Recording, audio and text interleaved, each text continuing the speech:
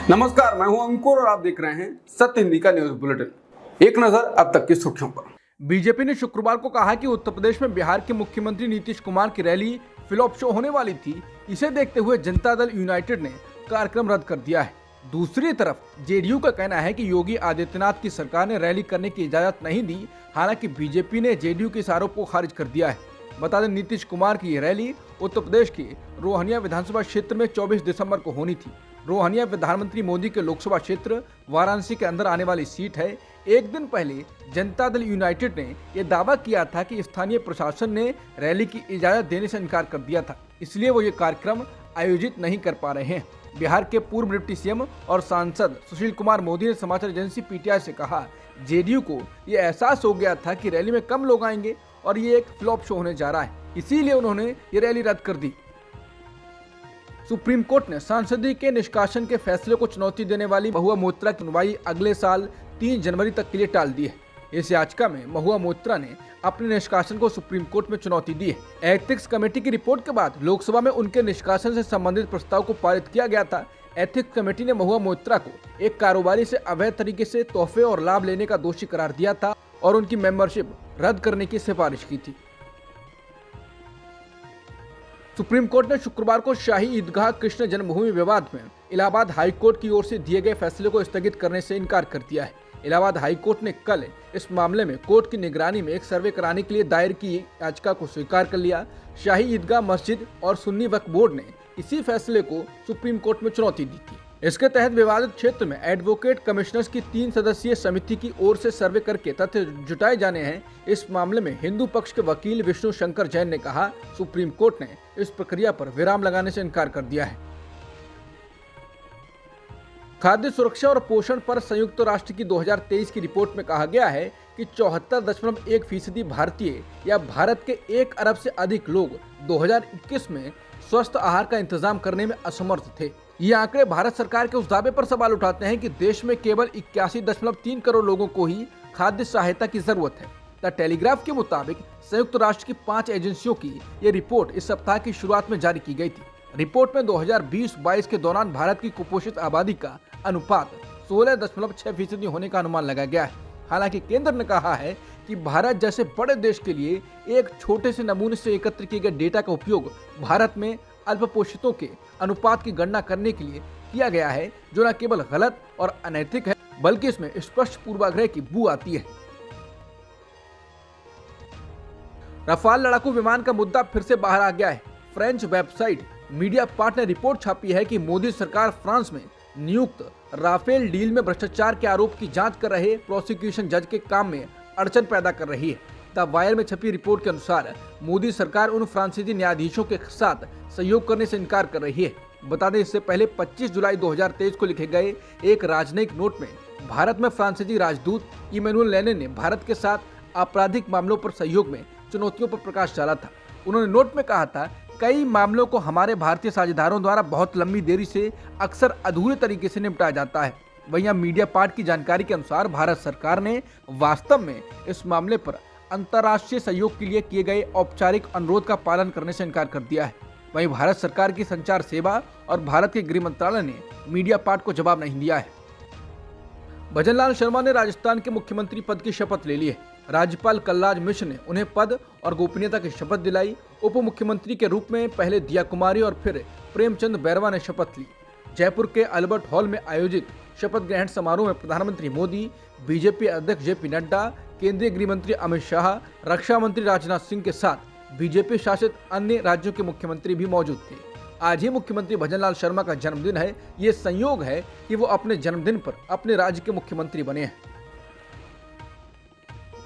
राजस्थान के नए मुख्यमंत्री भजनलाल शर्मा के शपथ ग्रहण समारोह में शामिल होने के लिए निवर्तमान मुख्यमंत्री अशोक गहलोत भी पहुंचे।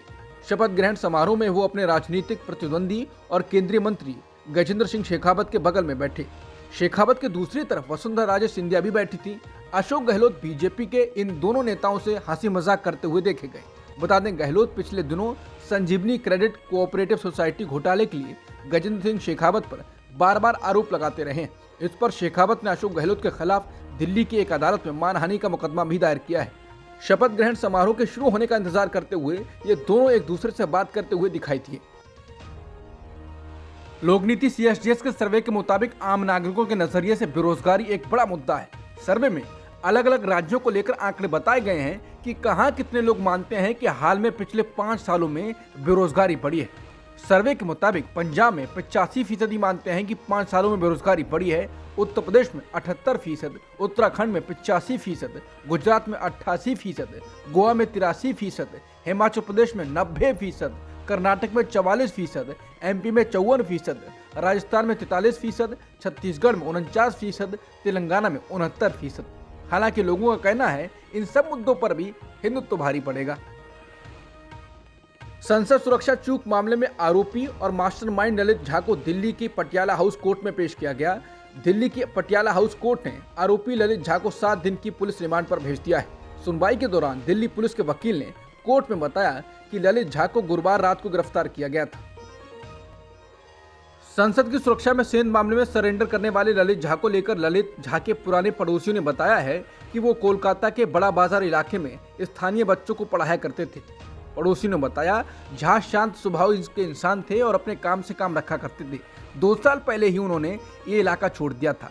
उनके एक पड़ोसी ने कहा, उन्हें हम टीचर की तरह जानते थे। कुछ साल पहले वो इस इलाके में आए थे, अकेले ही रहते थे। वो लोगों से बहुत कम बात करते थे। कभी कभार मेरी दुकान पर चाय पीने आते थे। वो बहुत लो प्रोफाइल रहते थे। एक दिन अचानक वो यहाँ से चले गए और फिर कभी नहीं लौटे। उनके एक अन्य पड़ोसी ने PTI को बताया कि ललित झा के पिता उस इलाके में वॉचमैन की नौकरी करते थे। ललित 2 साल पहले उत्तर 24 परगना के बागुईआटी चले गए थे। शिवसेना UBT की सांसद प्रियंका चतुर्वेदी ने कहा कि इस मामले में कोई राजनीति नहीं है। ये समझ नहीं आ रहा कि इतनी सुरक्षा के बाद भी कैसे ये लोग आ गए।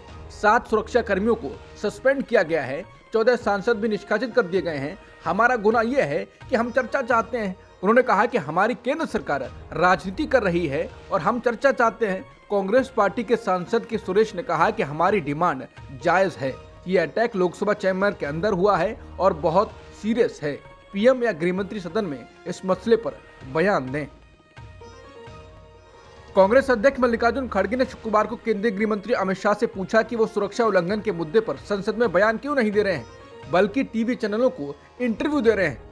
उन्होंने ये भी पूछा कि क्या संसद उल्लंघन पर सवाल पूछने वाले सांसदों को अवैध रूप से निलंबित करना न्याय है।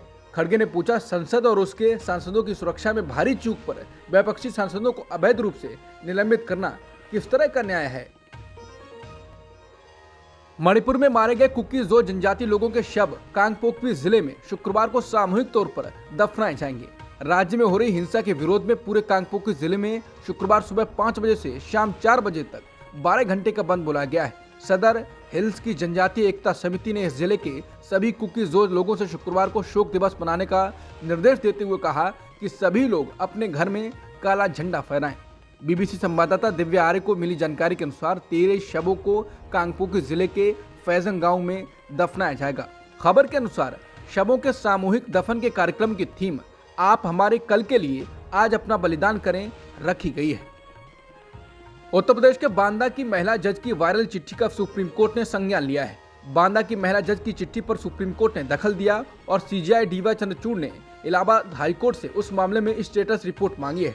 दरअसल बांदा जिले की महिला सिविल जज ने भारत के मुख्य न्यायाधीश DY चंद्रचूड़ से अपना जीवन समाप्त करने की अनुमति मांगी थी।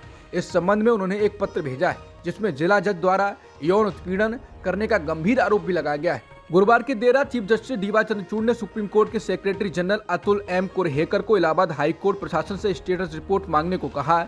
SG ने इलाहाबाद हाई कोर्ट के रजिस्ट्रार जनरल को पत्र लिखकर महिला जज द्वारा दी गई सारी शिकायतों की जानकारी मांगी है। करीब 1 महीने पहले मालदीव ने भारत को अपने सैनिकों को वापस बुलाने के लिए कहा था। अब मालदीव भारत के साथ हुए हाइड्रोग्राफिक सर्वे एग्रीमेंट खत्म करने जा रहा है। गुरुवार देर रात मालदीव सरकार ने इस एग्रीमेंट को रिन्यू नहीं करने का फैसला किया। एग्रीमेंट 7 जून 2024 को एक्सपायर हो जाएगा। ये समझौता 2019 में मालदीव आइलैंड के पानी पर रिसर्च करने के लिए हुआ था। बता दें, चुनाव के दौरान मौजूदा राष्ट्रपति मोहम्मद मुर्सी की पार्टी ने इंडिया आउट का अभियान चलाया था और जीतने के बाद वो इस पर एक्टिव हो गए हैं। मालदीव सरकार के इस फैसले को इंडिया आउट कैंपेन के साथ जोड़कर देखा जा रहा है। बता दें, मालदीव के मौजूदा राष्ट्रपति मुर्सी चीन समर्थक माने जाते हैं। अभिनेता श्रेयस तलपड़े को गुरुवार रात को दिल का दौरा पड़ा। उनको अस्पताल में भर्ती कराया गया। मुंबई के अंधेरी इलाके के बेलेव्यू अस्पताल में उनकी एंजियोप्लास्टी की गई। उनकी हालत स्थिर बताई गई है और अस्पताल के अधिकारियों ने कहा कि वो ठीक हैं। एक रिपोर्ट में कहा गया है कि 47 वर्षीय अभिनेता वेलकम टू द जंगल की शूटिंग कर रहे थे और शाम को उन्हें दिल का दौरा पड़ा। बीसीसीआई ने पूर्व कप्तान महेंद्र सिंह धोनी की प्रतिष्ठित नंबर 7 जर्सी को रिटायर करने का फैसला किया है। यह कदम भारतीय क्रिकेट में धोनी की विरासत के सम्मान का प्रतीक है, जो उनके संन्यास के साथ एक युग के अंत का प्रतीक होगा। पूर्व कप्तान ने नंबर 7 पर रहते हुए भारत को सफेद गेंद में तीनों आईसीसी खिताब, T20 विश्व कप 2007, वनडे विश्व कप 2011 और चैंपियंस ट्रॉफी 2013 जिताया था। ऐसा समझा जाता है कि बीसीसीआई ने भारतीय टीम के खिलाड़ियों से कहा है कि वो भारतीय जर्सी पहनते समय अपनी पीठ पर नंबर 7 नहीं पहन सकते। साउथ अफ्रीका दौरे पर T20 टीम की कमान संभालने वाले सूर्यकुमार यादव को लेकर एक बुरी खबर सामने आई।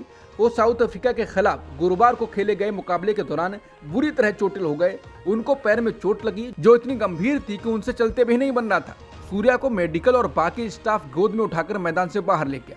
सूर्या को मैदान से बाहर ले जाने के बाद मुकाबले में स्टार ऑलराउंडर रविंद्र जडेजा ने कप्तानी संभाली। सूर्या ने इस मुकाबले में शानदार शतकीय पारी खेली थी। अब सूर्या ने चोट के बाद कहा है, मैं अच्छा हूं, मैं चल रहा हूं। अब तक की सुर्खियों में इतना ही। बाकी खबरों के लिए बने रहिए सत्यहिंदी.com के साथ।